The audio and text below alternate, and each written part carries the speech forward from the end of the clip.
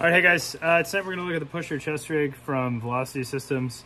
There's too much going on in this thing for me to even try to do even a quick recap without it supported on the table. So let's not waste any time. We'll get it on the table and we'll run through what comes with it and then what it's capable of doing. And hopefully you guys can make an informed choice on whether or not this is for you. I've never really looked into them too much, so I didn't fully grasp what's going on here, and there's a lot. So let's get it on the table. All right, so looking at this pusher chest rig, I'm for sure gonna miss something on here. Don't hate me too much for it, and I apologize ahead of time. There's just a lot going on. There's a lot of added pieces that you can use and all sorts of stuff. All right, so I just checked the website to try to make sure I had a decent understanding of it. It is $240 straight from Velocity. I don't know how hardy the used market is on these. I've honestly never looked into them before. But it builds on the capabilities of the UW chest rig and kind of tweaks it for a pretty niche crowd, especially when you factor in the features of the back panel.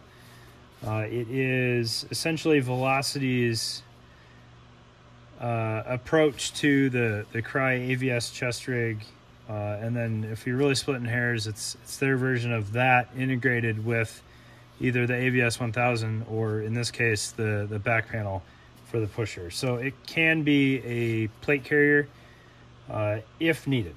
All right. So you can see the layout is wildly different than the UW rig. There's a lot of new things going on here. I was under the impression that they were split front chest rigs, and they are not.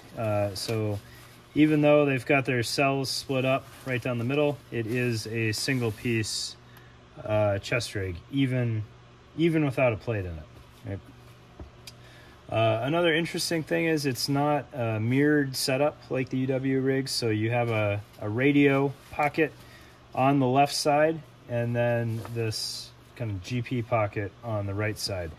The radio pocket is advertised as fitting a issued radio, which should mean 152, 148, MPU5, I don't know, something crazy Gucci, based on who wanted these. But you can see a 152 fits in there with room to spare for side connectors and whatever else you got going on, but it does have a good positive retention with that shot cord there. Set up very similar to the UW rig where it is removable if you don't want it. However, you cannot mirror that on the other side of the rig. So if you want a radio, this is your radio pocket, and it is on the left side as worn. So if that's gonna not be ideal for you, now you know. On the face of that retainer, you've got some elastic loops there, shotgun shells or chem lights, whatever you need. One column of MOLLE on each side of the radio pocket, so when that's full, it'll be accessible there.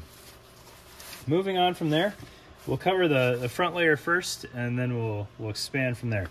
You've got a somewhat larger GP pocket here that would fit a compact pair of binoculars pretty well. What else would be about this size?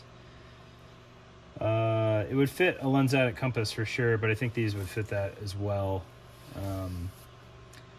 Small binoculars is probably the best example for what this pocket's going to fit. You can put 2 flashbangs in here pretty easily. I should have one handy.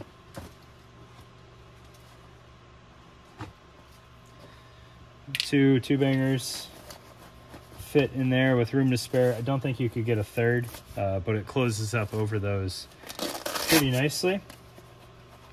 I would assume you could get 2 9-bangers in there, 2 Mark 13s just as well. So that's that pocket. Then you got a pistol mag pocket here, which looks kind of short, so it's going to fit more your standard capacity pistol mags. So a true Glock 17 mag, Glock 19 mag. I got, again, I don't have any real Glock 19 mags handy, but those will fit in there just fine with plenty of coverage. or multi-tool or flashlight. Those will fit in there fine. Moving over to the right side is worn, you have two smaller GP pockets, which I think those will still fit the two flashbangs.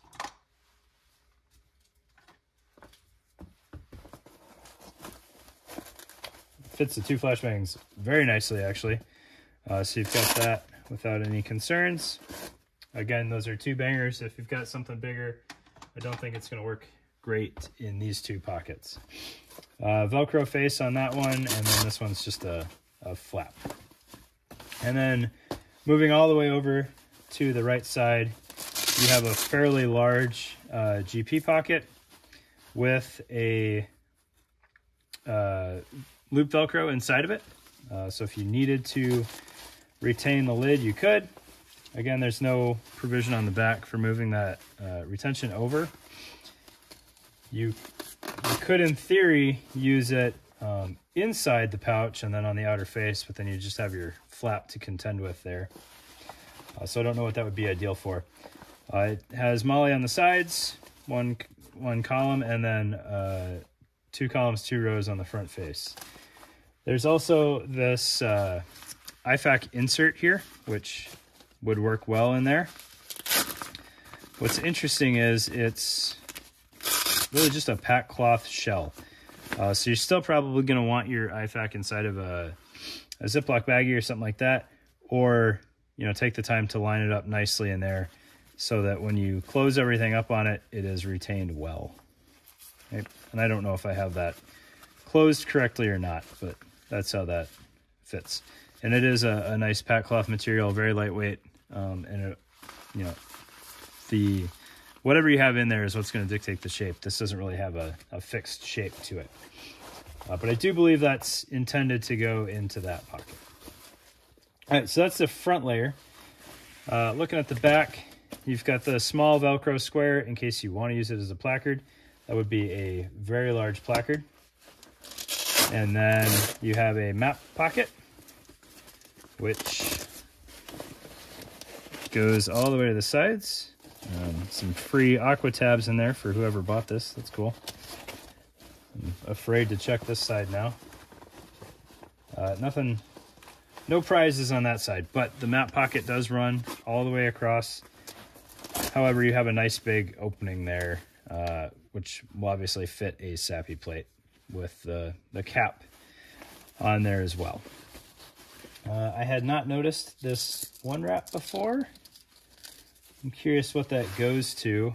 It might help with comm routing. I don't know what that is. But you do have a little one wrap tab there. Yep. Okay, and now for what is arguably the most confusing piece of this. The rifle magazine storage here is all done through inserts. So you get 3 sets of inserts, 6 separate inserts with the pusher. You get a 5.56, so your standard M4 insert. You get an AK mag insert, and then you get a 308 insert. What's interesting is they all kind of have their own flavor to them. So the 308 insert here has webbing to help retain the 308 mags and keep them from bottoming out in the pouch. And then this one does not. It is just a top, which I believe this one's for the AK mags. And then the 5.56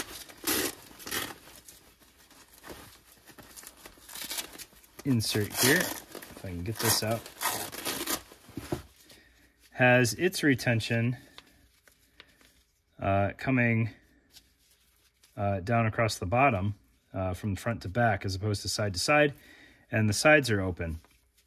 So I don't really know what drove all those differences. The website says that it'll carry 4 of any of those mags. However, when this insert is in here,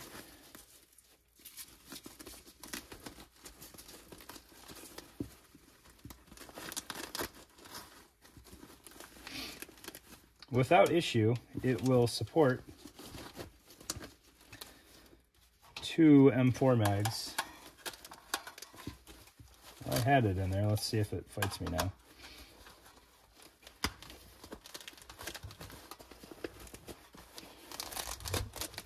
Okay, screwed up putting this back in here. But I'm able to get 2 M4 mags in one cell. It doesn't seem ideal. It's definitely tighter than it was when I was playing around with it earlier. But you have the potential for 8 M4 mags in the rig. I don't know if I'm breaking that by doing it. And then you also have this zippered insert here. So this one, it's stacked in there with the magazine insert, which works in theory. So we can still get a magazine in front of this thing. The problem is this is open bottomed. So when we pull this out of here, you know, it's just the top of the pocket. So while it opens up nicely, if you've got mags in here, you potentially, one, you don't have a sealed pocket anymore because you now have an opening in front of this for stuff to come back out. And you're also contending with magazines sharing the same space as GP space, which is probably not ideal. So I think really the intention is if you're using this, you're completely closing off one of those magazine cells with it. No harm, no foul. It's another option that you have in there. All right, so 4 AK mags, 4 308 mags, marketed as 4 5.56 mags, but potentially 8, depending on what you need to use with this. I think if you have the front pockets more filled, you're going to have more issues getting the 8 mags in there.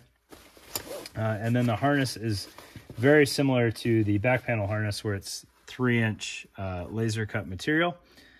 So it's going to have a nice wide base on your shoulders. I would have some concerns with the adjustment. It's all done in 1-inch, 1.5-inch increments. So you don't have a ton of finite adjustment on the height of this. You're going to move your side release buckle up, and then the running end is just going to hang down. So there's a chance you need to have kind of your back hanging further down your back if you're really trying to get this thing to ride high. I don't think it's a huge concern, but if you're using it as a plate carrier, you might run into issues getting your plates high enough, is really the gist of the concern there. So that is the Pusher chest rig. Pretty interesting. Again, never had hands on one before. I don't think it's quite what I would like, but I'm clearly not the audience that this was built for, nor will I ever be. Those guys are way cooler than I am, and this is what they wanted. So there you go. That's the Pusher chest rig. Hopefully you guys learned something about it, and I appreciate your time as always.